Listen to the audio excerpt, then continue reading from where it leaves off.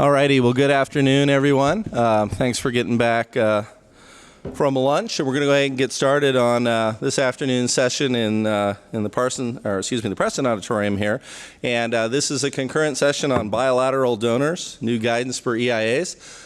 My name is Michael Smith from ICF International. If you don't know ICF, we're a global consulting and policy firm, about 4,500 people with offices all over the world, and three of our big areas we work in are energy, climate change, and environmental analysis, and I work in our environmental impact assessment group. I primarily work domestically in the U.S. managing large NEPA projects, environmental impact statements, including several over the last couple years that have involved some of the early attempts in our law, NEPA here in the U.S., to incorporate climate change analysis. So I'm definitely excited in this session to hear about what's going on with some of our bilateral aid agencies and some of the work that they're doing in impact assessment overseas.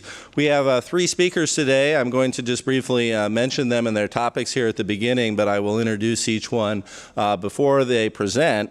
And my plan is, in terms of questions, I know the sessions here have had a couple different models, but what I'd like to do today and what the panel decided with me is we'll take, at the end of each presentation, we'll take 1 to 2 questions, just so that if there are things fresh in your mind, but we won't get into extended question at the end of each session. And then we should still have time. Each presenter is going to talk for about 15 to 20 minutes, so we should still have time at the end also to have both group questions as well as some interactive discussion. So again, our three speakers today. First speaker is Diane Brown from the Overseas Private Investment Corporation. She's going to be talking about their greenhouse gas policy. Our second speaker is Stephen Parsons from the Export-Import Bank, and he's going to be speaking on new requirements for high carbon intensity projects.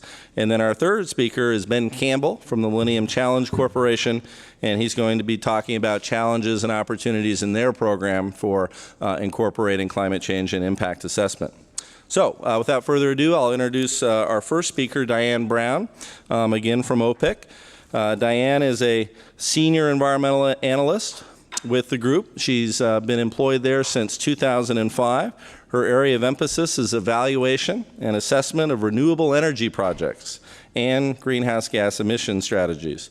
Diane has a bachelor's in economics and a master's from the Duke University in environmental management. Diane.